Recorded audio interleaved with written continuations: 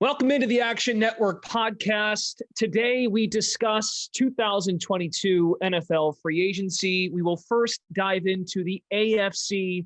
Chris Raybon is here, NFL analyst. I am Brendan Glasheen.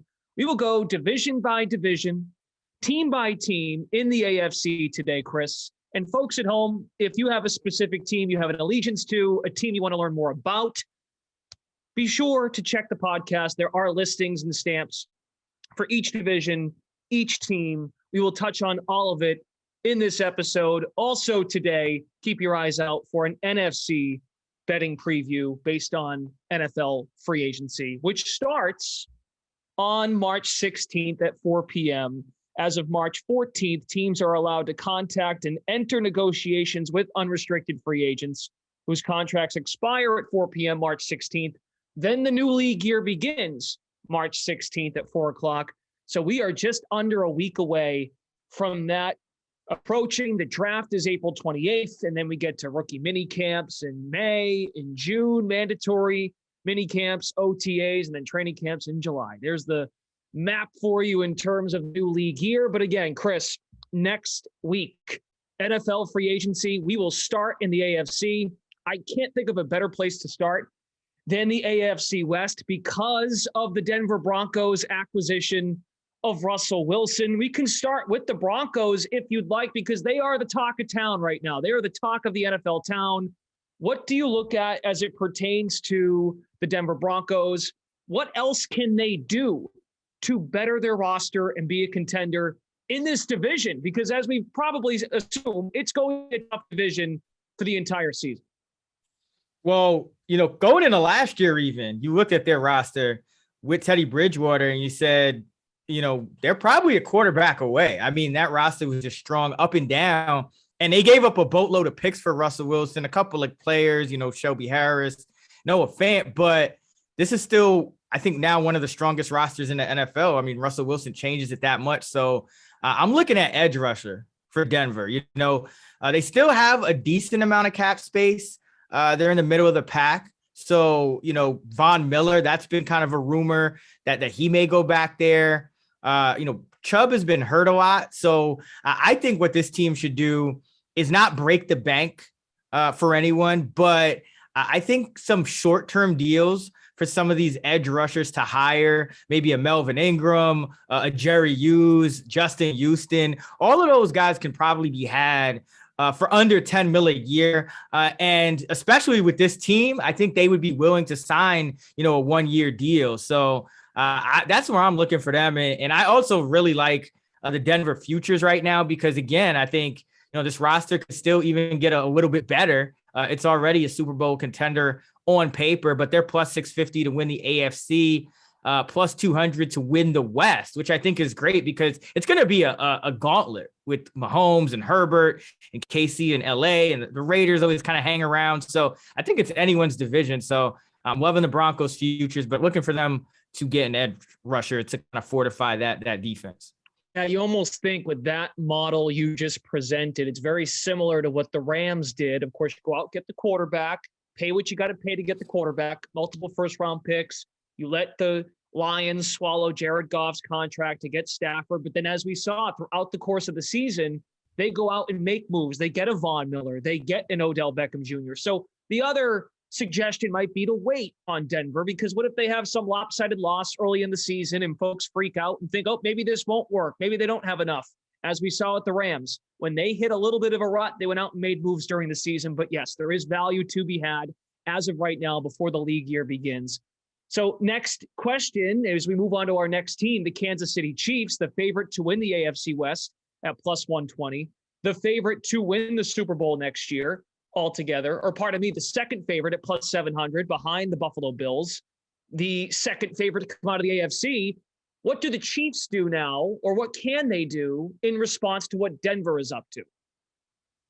They kind of got to do the same thing. I think they got to go after edge rushers, because you look at Frank Clark and they could actually save a boatload of money if they let him go. And he just hasn't been good these last couple of years. He has not played up to his reputation. So I could see that happening.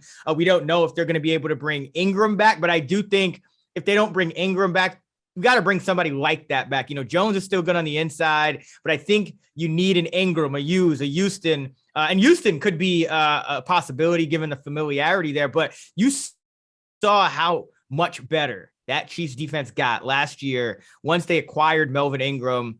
And I think they need to kind of keep that going. They're going to need that pass rush. Again, it's going to kind of be the same story in this division. It's going to be, cornerback. It's going to be pass rush because you're going to have to face, 2 elite quarterbacks. Or if you're the Raiders, you're going to have to face 3 elite quarterbacks, twice a year each. So I think edge rusher for the Chiefs. They don't have much cap space. But again, that's why I think Frank Clark probably, is a cap casualty at some point. And that's how they kind of do things because they were able to rebuild the O-line. So I think they're good there, but I do think they really need to be able to rush the passer.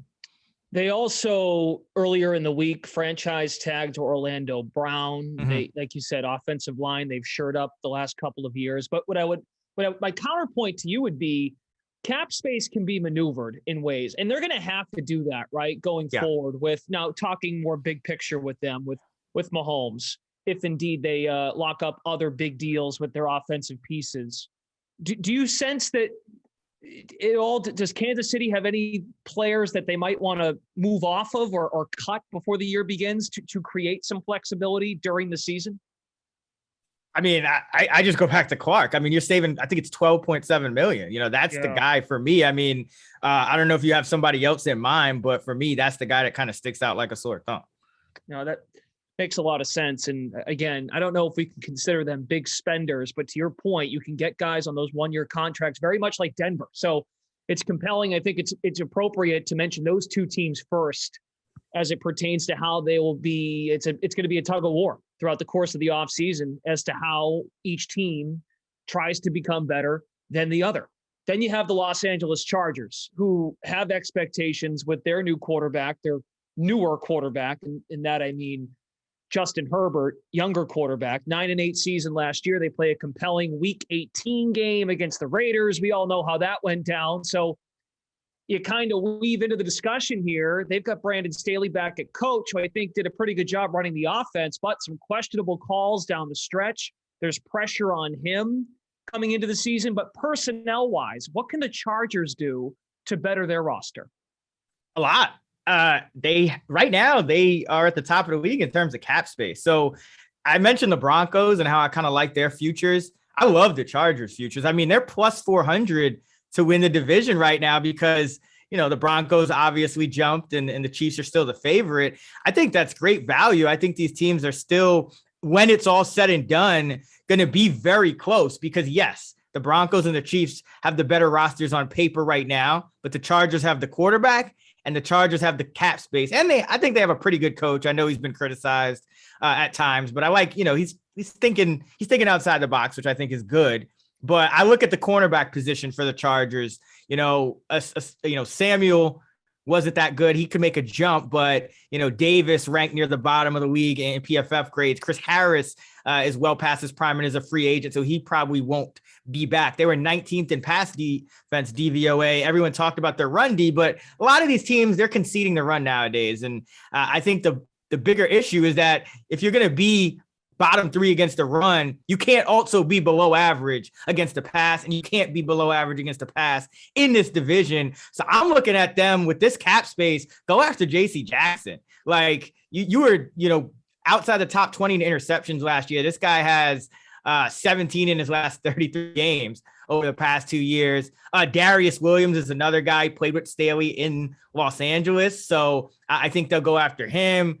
Bryce Callahan, a guy who can play in the slot, can play some man zone inside, outside. He's familiar with that Fangio Staley scheme. So I'm looking for them to really make a splash at cornerback here with all this cap space, because I just think it's going to be unacceptable for them, given their scheme, trying to limit big plays, conceding the run. It's going to be unacceptable for them to finish with a below average pass defense again in 2022 if they want to, make a postseason run. Makes a lot of sense. And I think, they map out to me. They feel very similar, and it's easy to say this now because of what happened last year, but they almost feel like last year's Arizona Cardinals a team that has odds that are high in their division, a loaded division. They didn't make many moves. Now, they go out and get J.J. Watt, A.J. Green, some lower key veteran moves, but no one was talking about them to be a potential threat to win their division. Justin Herbert, year 3. Kyler Murray last year 3. It's just very similar. And I think Herbert's got more of an upside in terms of the passing game than Kyler does. But it feels like a team that will not be let off the hook, even though they play in the same division as Russell Wilson and Patrick Mahomes. The Chargers do have serious expectations. So keep an eye on that as well as it pertains to their front office and Brandon Staley as the coach. And you know what's interesting about the Chargers? I mean, not that they're going to get a quarterback because they have one, but they could be this year's Rams. I mean, you have Brandon Staley and you have cap space and LA. Like cap space and Southern California go very well together, especially when you have a quarterback. So I think it's going to be a very attractive destination in free agency for this team. No question. That's true. LA is not like Arizona. They're close by, but not quite the same. That's a good point. So now we move on to a team in the Las Vegas Raiders, the 4th team in the AFC West. And look, a lot of folks are going to think this team does finish 4 out of 4, and they've got a pretty good team. Middle of the pack in terms of cap space. They got a middle of the pack quarterback. They've got a new head coach. What is the outlook of the Las Vegas Raiders? Very different in terms of their coach with Josh McDaniels in year 1. Yeah, it's. I think he's going to want to get another wide receiver. You know, they have Renfro, they have Waller, but I think they need another guy on the outside. Zay Jones is going to do it. Ryan Edwards, obviously not, but also, you know, they're going over a major scheme change, going from Gus Bradley and that, you know, single high safety to Patrick Graham, who's going to do a little bit of some different things. And so I think cornerback is also going to be a need for them because, again, you have to play these 3 now elite passing offenses that all have talent on the outside. And you got really good play out of Casey Hayward last year, but that was kind of scheme specific to Gus Bradley. So I think now with Patrick Graham, you have to go get a guy that can, you know, kind of play and give him what Hayward did, you know, in terms of production, but as a scheme fit. So I'm thinking maybe a guy like Stephon Gilmore, you know, one of the top corners on the market, getting older, but rebounded really well from a down 2020 and played well last year when he was in the lineup and has that familiarity with Patrick Graham from their days in New England. So I think Vegas, I think cornerback is going to be their most pressing need. And I think Gilmore would be a great target. Yeah, as much as we talk about offenses in that division and the upside of those offenses, it's important to shore up the defensive backfield and the corner depth in terms of unrestricted free agents is not. I don't think it's best, but a guy like Gilmore can cash in like he did when he cashed in with New England a handful of years ago. Joe Hayden is on that list. You already mentioned J.C. Jackson. He wants top of the market money. He will not settle for anything else not tagged by the Patriots. So that's a good call. Moving from the AFC West, we will go back east to the AFC East. Again, we led off with AFC West with all the news coming out this week on Russell Wilson, even Mike Williams signing a new contract with the Chargers. Let's go to the East, and we will start with the reigning AFC East champions. Once again, the Buffalo Bills, who get to the divisional round, fall short to the Chiefs in a great game over divisional round weekend this past winter. The Bills, not a ton of cap space for them. There are rumors about Cole Beasley maybe moving on from him. What can the Bills do to take that next step and be in the AFC title game again and finally get to the Super Bowl?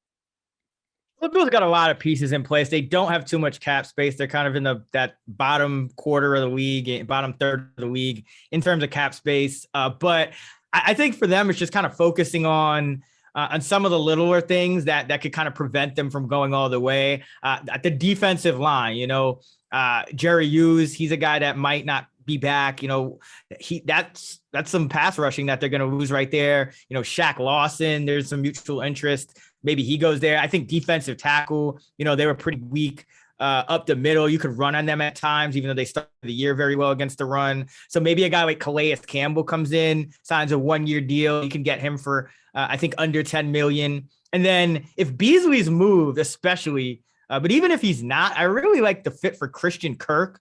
We'll see if they can, pay him. I think he's going to command a pretty good salary, maybe 12 mil or so. But I really like Kirk as a replacement for either Sanders or Beasley, because Kirk is a slot guy, can play inside, outside, played really well against man coverage last year, and can get vertical from the slot. So he can still give you some of that underneath stuff, but can also get vertical from the slot. And I think that really fits Josh Allen and what they do, especially with the emergence of Dawson Knox. He can also handle some of that underneath stuff.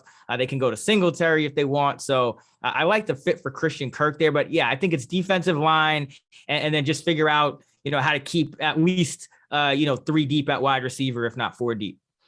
How about the Miami Dolphins? They've got a ton to spend as well. They've got a new coach coming in, of course. They've got some there's a lot of questions too if they want to upgrade a quarterback with Tua. Do they end up moving off Tua?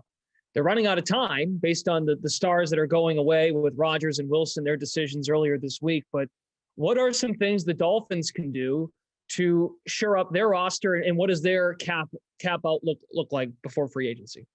Oh, they have a ton of cap space. I believe as we record this, they're number 2 in the league. They have over $50 million in cap space. I think they are going to stick with Tua. I think that was part of McDaniels kind of signing on, and they kind of said they're out on Watson, and I really don't know who else would be a major game changer for them.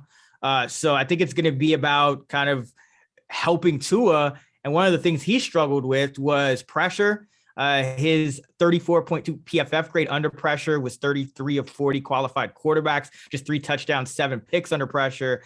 So I think that you need to go out and make sure he's protected. I think, they have enough cap space to break the bank for Teron Armstead. I think they should throw money at him if, maybe he doesn't want to go there, but I mean, it's Miami, it's Miami. It could be a lot of money. Why not? So I think he's a guy that you want to target, Eichenberg and Davis, just not getting it done at the tackle position. And Miami's, they've been in the news. They've been linked to a lot of top end free agents just because of their cap space. Their interest in JC Jackson, which would really be crazy because they also have, Howard. I think that would make a great, an even better cornerback combination there. Ryan Jensen at center, their O-line is pretty weak almost all the way across. So I think he would be a huge upgrade for them. And then Amari Cooper, because remember, they had the failed Will Fuller experiment. Still got Waddle. Gesicki was franchise tagged, but still probably need one more guy to truly kind of take some of that pressure off Tua. Parker's probably going to be on the outside, but another receiver could really help. So, but I really like them to just go after Teron Armstead. I think that's what they need to do first and foremost. Yeah, I think Parker too was banged up a bit last year, so you maybe have concerns. He's 29 and he's still relatively young, but. Yeah, that's another team where I feel like there could be a lot still coming down the line with the Miami Dolphins. Then we go to the Patriots. New England Patriots, $13 million in cap space. They do not tag JC Jackson. That's a team I wonder if they try to make changes to. Well, we don't even know what their staff looks like. Like who's going to call the plays for the Patriots next year because they lose McDaniels, who a lot of folks figured would be the next guy behind Belichick. You hear rumblings anytime a big name wide receiver becomes available, Amari Cooper or Robbie Anderson, who have they been in discussions with. What do the Patriots do? Because they look at it now like we've got to find a way here to maintain our offensive prowess. We've got to match Buffalo if we have a shot at this division. Yeah, it's interesting on offense because I think, the line is still pretty strong. Trent Brown looks like he's going to be back, which I think is important. I think they should re-sign him. So I think their line is pretty solid. Obviously, you got your quarterback of the future. The wide receivers, I think Myers is decent. I think Bourne could be a third guy. But yeah, I think they need a Cooper or Robbie Anderson. That's kind of underwhelming, but they've been linked to him as a trade target. But if Cooper's released from Dallas, I think that's a guy they should go out and get. Because remember, New England drafting wide receivers not very good. And I'm also a little worried about, Bill Belichick and just, is he going to finally be spread too thin? I mean, he's lost so many coaches over these past few years. And now they're talking about he might call offensive plays. And we know he's like the genius on the defensive side of the ball. So I actually think that, they need to make sure their defense is fortified as well. They're going to lose a very, very impactful player in JC Jackson, it looks like. I mean, 17 picks the last 33 games over these last 2 seasons. That's tough to replace. So I have an interesting one, a little bit under the radar, but Travarius Ward, I think would be a good fit there in New England. He was 21st in PFF's cornerback grades last year, above average each of the last 3 years.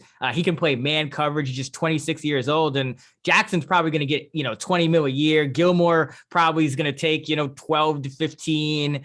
I think you could get Ward for around 10 million a year. So Travarius Ward is kind of the fit that I have kind of circled here for New England on the defensive side of the ball.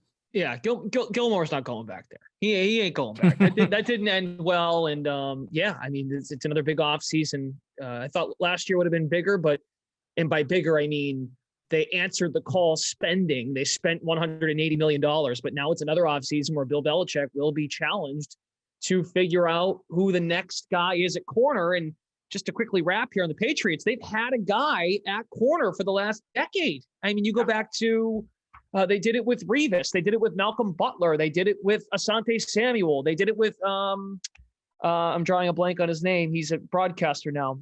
Aqib Talib. I mean, go down the list. They've had a guy, a shutdown corner. So we'll see what they do. Then we go to the Jets. And the Jets, I hate doing this to the Jets, but like Robert Saleh, job security is always on the line when you're a head coach with the Jets, right? So something to consider. They've got a boatload to spend as well. What do the Jets do to spend or not spend? What do the Jets do here? I mean, you got to spend on that pass defense, specifically a corner. They were 32nd in pass defense DVOA a year ago. So I think, you just got to start at the top here at corner. I mean, you got to throw whatever JC Jackson wants. You got to throw that money at him. And if he doesn't want it, you just kind of go down the list from there, Gilmore and Ward and all those guys. Like, you need cornerbacks. That's what you need, in New York, first and foremost. Obviously, there's a lot of holes on the roster. On offense, I think it'll be interesting to see who they kind of want to surround Elijah Moore with, to grow Zach Wilson. And, probably could still use a little bit of help on the interior, but I think cornerback has to be the priority. So I just think you make the best offer that you think is going to entice Jackson. And then, if he doesn't want to go there, and he probably won't want to go there because he's going to have his choices, I would think you just go down the list. I mean, Gilmore, Carlton Davis, Hayward, probably not, because I think he's going to be more of like a 1-year deal guy, but you would really like to get, one of those top 3, Jackson, Gilmore, or Carlton Davis, if you're the Jets. And then even supplement that, with maybe a Ward, a Steven Nelson, Hayden, you mentioned, although I think he goes to a contender as well. Right. But Dante Jackson, maybe, whoever you can get. Like, you need multiple corners, but you especially need one, and preferably a guy like Davis or Jackson, who's young, because this is a rebuild. This is going to take some time. You do want a guy that's young here, but I don't know what's going to happen with Zach Wilson. Will he be able to take them even to the playoffs on his rookie deal? Is he, who knows? But I think you want to go young just because you're in rebuild mode here at cornerback if you're the Jets, but you can't be dead last in pass defense in a passing league in 2022. No surprises here. Jets are the 4th favorite in the AFC East. Bills, your favorite. Patriots second, then the Dolphins. 2 divisions down, 2 to go. And just a reminder, tuned into the Action Network podcast. We are talking NFL free agency preview. We're looking at the AFC. Chris Raybon, NFL analyst, Brendan Glasheen. We move on to the AFC North and the reigning AFC champs, the Cincinnati Bengals. Plus 2,200 right now to win the Super Bowl. They are co-favorites with the Ravens. What's that? Bet it, yeah. 2,200? Come on. Like, are you serious? Like, this team has cap space. That's what's crazy about the fact that the Bengals, got to the Super Bowl in year 2 of Joe Burrow is they still have Joe Burrow, a Super Bowl quarterback now, on his rookie contract. They have Jamar Chase. He's good. Like, yeah. I hear this all the time, Chris. I'm sure you do too. Well, hey, he's on his rookie contract. Yeah, but the quarterback has to be good. Right. See what the Rams, like the Rams, they had Jared Goff on the rookie contract. Then they realized, it's not enough. We got to the Super Bowl and we didn't win it. So they moved off him and went out and got a real quarterback. Continue. Sorry. Yeah, no, I totally agree. And so there's not, it's March, right? Free agency hasn't even started yet. We're sitting here on a betting podcast, trying to give people any advice we can about what to do now. There's not many things I'm going to recommend that you go out and bet in March for the NFL. But the Bengals, 22-1 to win the Super Bowl with the 6th most cap space in the league with Joe Burrow and Jamar Chase on rookie contracts. Take that. 10-1 to win the AFC. Their division, they're co-favorites, right? Yeah, they're co-favorites to win the division. I mean, that's kind of absurd just given their quarterback situation and their cap space because, again, they got by with a very poor offensive line. And now they're going to be able to throw some money at some of these top guys out there. Teron Armstead, they may have a chance. He's going to have his kind of pick and teams are going to be throwing money out at him, but they're going to have a chance at him. The top guard, Brandon Sheriff, they're going to have a chance at him. Ryan Jensen at center, they're going to have a chance at him. So they're going to have a chance at all these guys. I mean, heck, we're hearing that they're interested in JC Jackson. I think that's, I don't think that's going to happen, but if I'm Jackson and they're throwing me enough money, why wouldn't I go there? So, I mean, they're in play for just all of these elite free agents. And this is a team that went to the Super Bowl and has quarterback under control. And not only that, but has one of the best receivers in the game. So, this is a team that I think you want to bet on now because they're only going to get better from here on out. Like, free agency is only going to make them better with, over $30 million in cap space. I love how Chris is fired up. He jumped right in there on the Bengals, the disrespect as it pertains to their number to win the Super Bowl. As he said, 22-1. They are the 4th favorite in the AFC.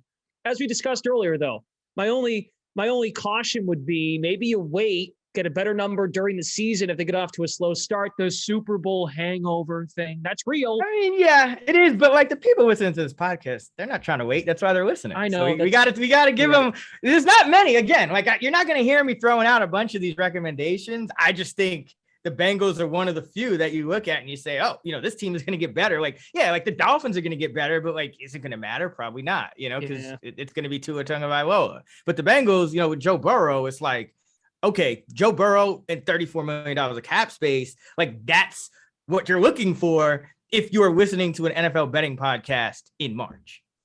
Fair point. We have an audience here. You're right, Chris. Again, free agency starts next week. We move now to the Cleveland Browns. If I was being fair, we'd go in order by how they finished in the division, which would be Pittsburgh next. But come on, the Browns, they are more fun to talk about. The questions surrounding what they do with Baker Mayfield, what they do with their whole scheme, personnel, offensively. It's a great roster. I'm not sure what else they can do. They have about $18 million to spend. Your outlook for free agency and the upcoming offseason for the Cleveland Browns.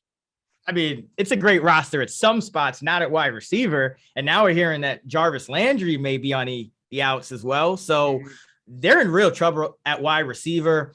You're going to hear me say this a lot. Amari Cooper's an option if he's released by Dallas.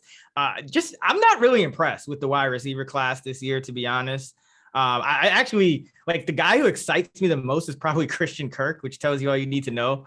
I think guys like Cooper, Robinson's pretty risky, but he's going to be in play for Cleveland because right now, I mean, you're looking at probably not Landry, and then you have Peoples-Jones and you have Schwartz. Higgins is not going to be back, so it's ugly at wide receiver. You're probably going to draft a guy in the first or early in the draft if you're Cleveland at wide receiver, but you still need maybe at least one, if not two more. So every big name wide receiver, I think they're going to be linked to as they should. And then, they're in the middle of the pack in cap space. So they do have some flexibility on defense. I think one thing I would like to see them do is upgrade the interior of the line. We know that you're going to have Garrett on the outside, but I was just not impressed with their interior defenders last year. Malik Jackson ranked 99th of 110 interior defenders in PFF grades. Malik McDowell was 93rd. Jordan Elliott was 103rd. So maybe a guy like Akeem Hicks, kind of stays in the general area, but comes over from Chicago to Cleveland. I think you could get him for under $10 million a year. Falling off a little, but I think still would be an upgrade. BJ Hill is another option, and then probably going to still need another a pass rusher opposite Garrett as well. So I would like to see them make some moves on the defensive line, and then wide receiver. It's really just going to come down to who they draft and who's going to be available.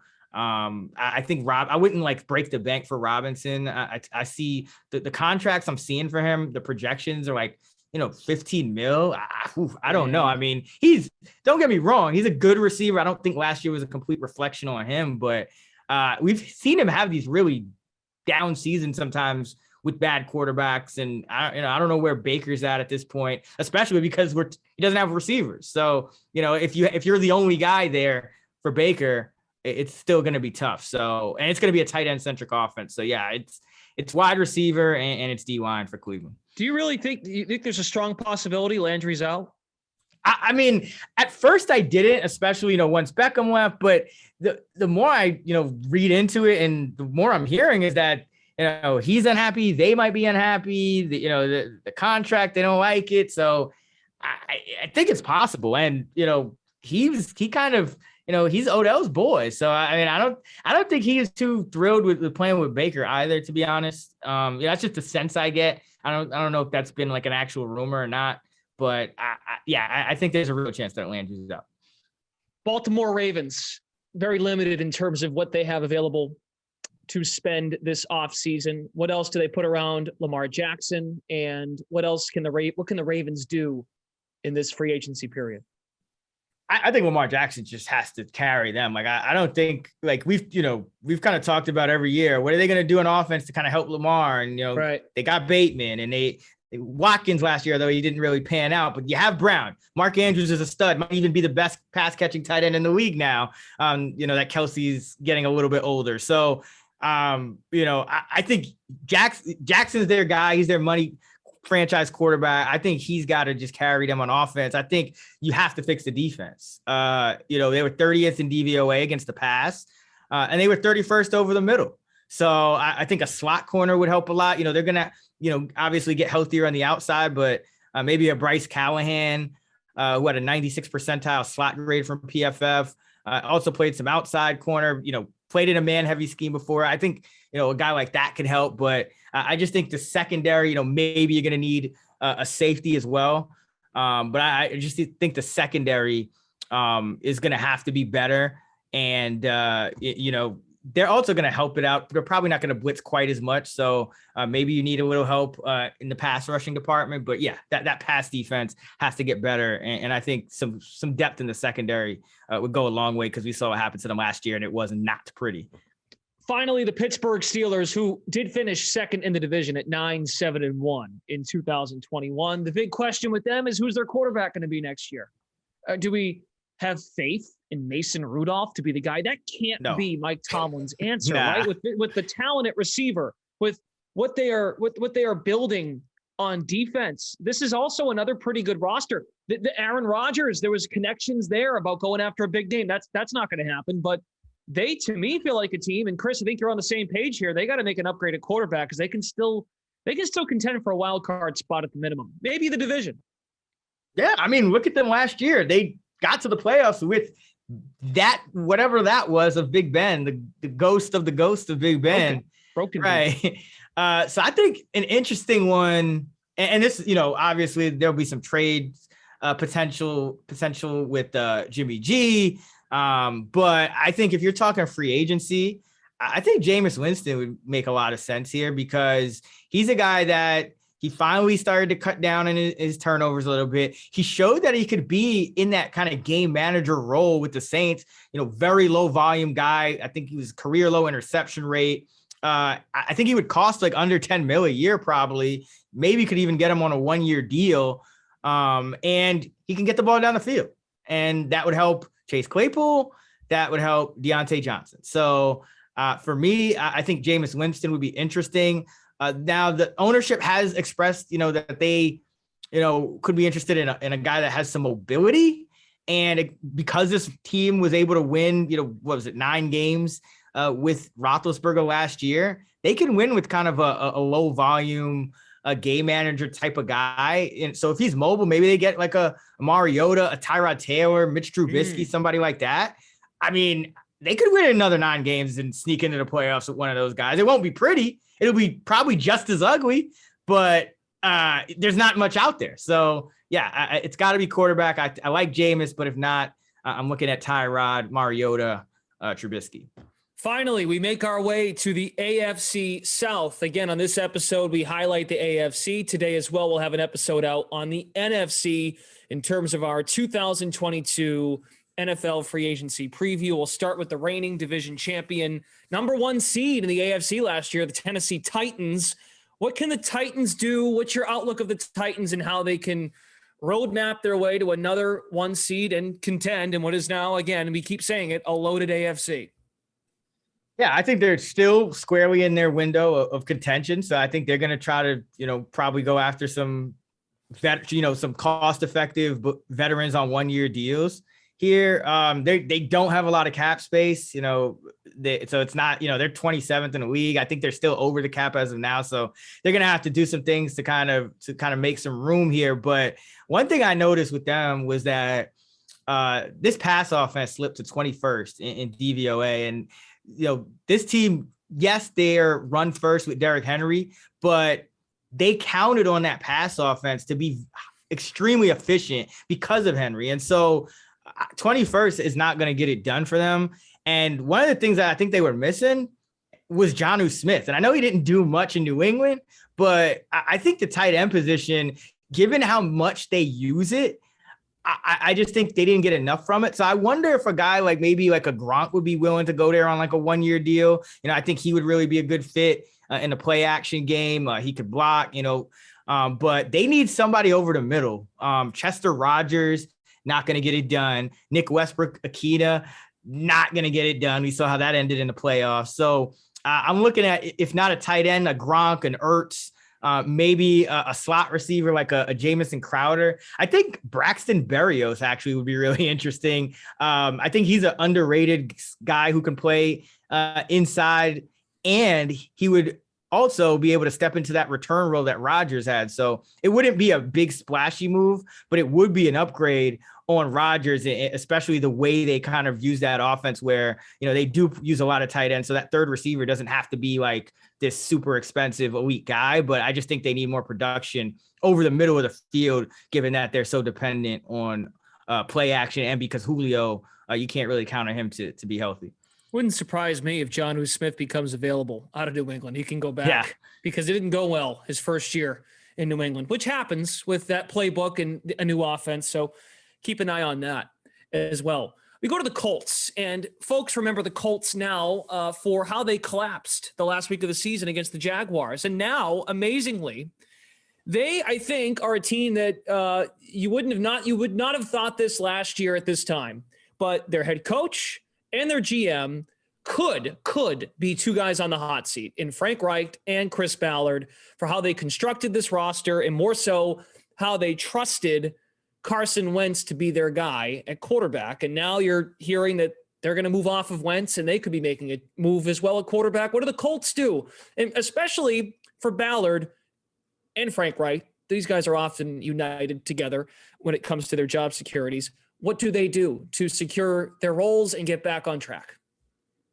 Well, they do have cap space. That's the thing. So they're kind of dangerous a little bit because they do have some cap space to where, you could acquire a Jimmy G or somebody like that and pay him. And, they're top 5 right now in cap space. So they do need a quarterback. That's first and foremost. There's just, I don't mean to beat a dead horse, no pun intended, but there's just no real great options out there. Especially in the free agent market. So can this team get a guy who can give them maybe what Phillip Rivers gave them a couple of years ago? Jimmy G could definitely do that if they trade for him. Mm-hmm. Could anyone else on that free agent market? I don't know. I think Winston's still the most intriguing just because, if you kind of say, okay, if he can be as efficient as he was last year, but just a little more volume. The Colts still have this run game, right? They still have this run game that's going to be great. And so they don't need a high volume passing attack, but obviously they need quarterback. They need another receiver because, they can't trust any of these guys besides Pittman to be good or healthy, really. So they obviously need that. And then, but what I really think the Colts need outside of quarterback is a pass rusher, because they were 31st, second to last in pressure rate a year ago, around 18%. They were 25th with 33 sacks. So I'm looking at them to go after one of the better edge rushers. I think Chandler Jones would be an interesting fit. He had 11 sacks last year. I think he could play the Leo or the Sam in this Gus Bradley defense, but I really think they need a pass rusher, or maybe even two. I know they like Kwity Paye, but they definitely need to increase that pressure rate. And then Xavier Rhodes is probably gone. So I think Casey Hayward is a real logical fit. Had a really good year for Bradley in Vegas last year. So I think that's just kind of a logical replacement for Rhodes. In the South, Titans are the favorite at plus 100. The Colts file in behind at plus 140. Let's spend a few moments on these next two teams because there's a lot.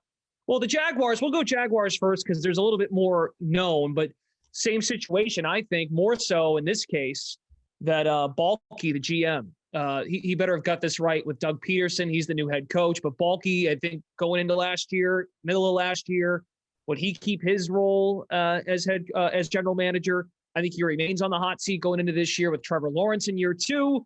You actually think, though, there might be an angle for them to go out and get another weapon for Trevor Lawrence?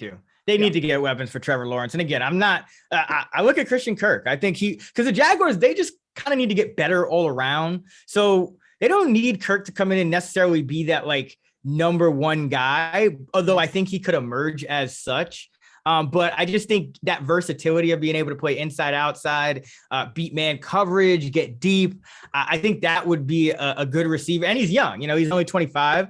To have him there for the next, 3-4 years with Lawrence, I think that would be beneficial for them. They're probably still going to need, one more wide receiver. It looks like Chenault is a bust, but, they'll probably use ETN in the slot. No, they can do a lot of things, but I think Kirk is an interesting one. I doubt Allen Robinson's going to be up for a reunion there. So Kirk kind of stands out to me. They are 5th in cap space. So they are a team that I think they can get better pretty much at every position. I think the defense is ahead of the offense, even though you have Lawrence. I still think the defense is a little better. So yeah, I'm looking for them to just kind of add weapons.